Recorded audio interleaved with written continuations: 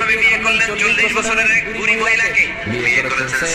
সাইয়েদাতুনা খাদিজাকে, ওনার বয়স ছিল 40, আগে দুইবার তালাক খাইছে, অনেকগুলো বাচ্চা জন্ম দিয়ে প্রৌঢ়া একটা নারী ছিল, তাও এমন ছিল যে মহিলাটার বিয়ে হয় না, ইনট্যাক্ট মহিলা, তাও তো না ভার্জিন।